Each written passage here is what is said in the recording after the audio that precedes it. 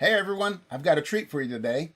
I bought a Emersson DOS PC, a very old one, at an estate sale. I showed it in one of my earlier haul videos. When I went to clean it to list it, it had one of these AOL CDs. It was stuck in the drive that fits one of these 5 1/4 floppies. It actually has 2 drives, and there was a disc in each one of them. One of them came out real easy. The other one was a little bit more difficult. I had to take it apart, so I figured I would take you along on the journey. So anyway, you're going to have to be very patient with my camera work because I'm just getting used to this new GoPro. So it might be a little shaky. I hope you don't need any Dramamine at the end of this. So let's get going and have some fun.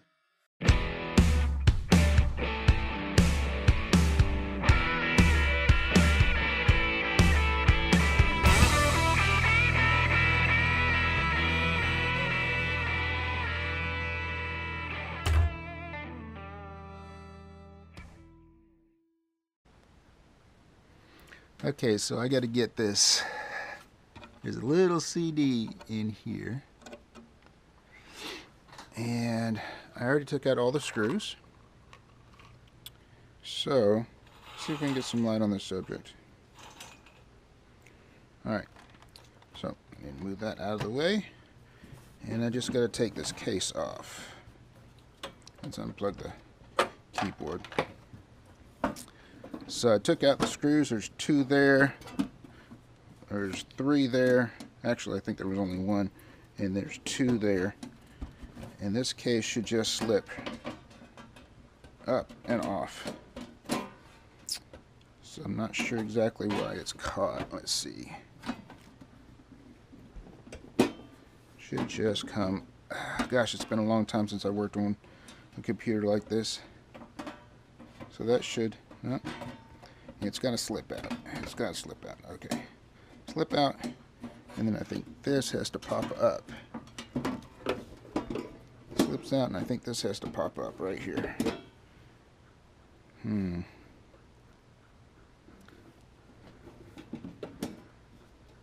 No, it slips out, and this has to pop up. And then you pull it. There you go. One's done. One side's done. And don't want to break it. So, and I think that one just slipped back in. So the first rule of working on anything is to clear your space. So I got all that stuff out of the way. I did get this disconnected, and that slides right off. Bam. And I'll clean this up before I get done with it. Alright, so I need to take these drives out. There it is right there. I should be able to just push it out.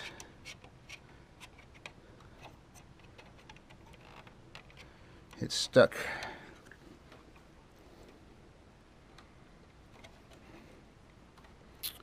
That's not good. Let's see.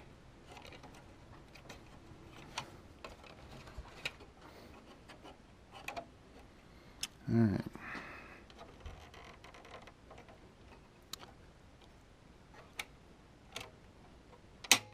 There it is. Okay. Wow.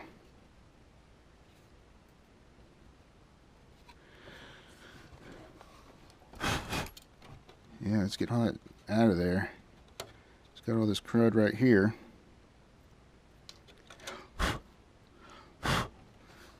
Let's see if I can find some canned air and blow this thing out. So I got the canned air. Shake it up real good. Let's see if we can blow this out here.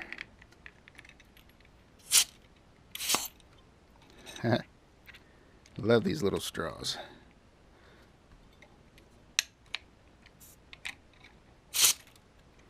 Got that one.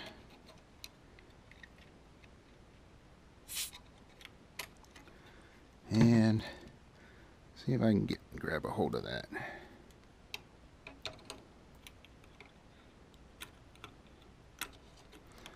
So in case I didn't explain it, somebody decided they want to put 2 AOL discs in the floppy drives. That was kind of funny until it didn't come out. I almost got it. Come on, there you go. Okay, let's get these blown out real good. I'm at it. Might as well blow everything else out. It's actually very clean.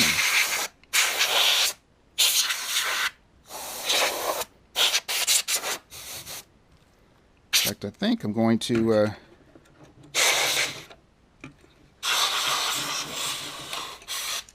take a picture how clean it is before I put it back together. So let's plug it in and make sure that everything's working. I know the monitor's not hooked up, and a lot of times these things didn't work very well when you didn't have the monitor hooked up. But let's see what we got. That switch is a little loose.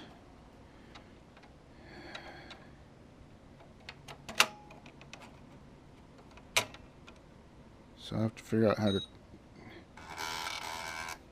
There it goes. Alright, both drives are working. Let's get a floppy and make sure we got stuff in there that'll work. Alright. So this floppy goes in here. Like that.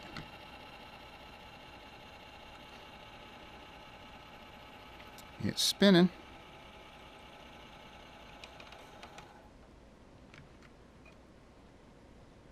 Alright, so it's ready to go.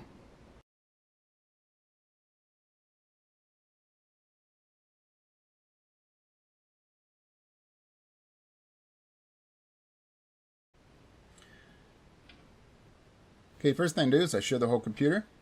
Now I'm going to show the floppy drives. I'm going to show that they work. The floppies fit in there really nice and smooth. I show that the knob is a little winky, but it does lock down.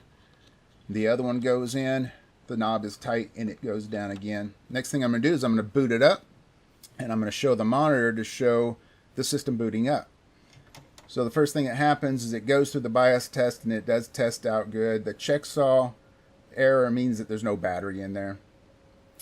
There's no battery at all. It could just mean a dead battery, but there's no battery at all in this. So the memory tests out perfect. 640 kilobytes. Can you believe that?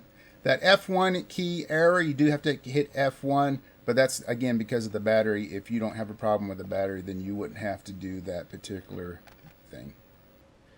So the next thing to do, it comes to the C prompt, which is perfect. I'm going to direct it to the first drive to show that the disk that's in it is reading and the drive works.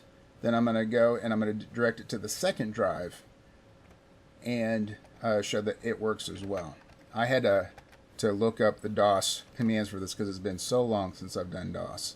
Many, many, many years. So they both worked out great. So now I'm going to page down and I'm going to show that the indicator light on the drives actually works. So I'm going to do the same thing. I'm going to redirect it to the first floppy drive and let it read it. And that's what that red light means. It's reading it, reading it, reading it. That was tested out good. Now the next one is I'm going to redirect it again to the second drive and show that the indicator light is working and that it's reading the disk. So here it goes. It's reading. Now that noise that you heard in there, that was the drive actually working. That's the way it's supposed to sound. All checked out really good. I'll post this and put it in my listing. Well, that's another one in the can. If you like this video, please hit the like button, share, subscribe, share this with your friends, comment, hit the ringy-dingy thing so you get notified next time I make a video. And as always, no matter what tune that life plays, you always find your groove. Y'all come back and see me.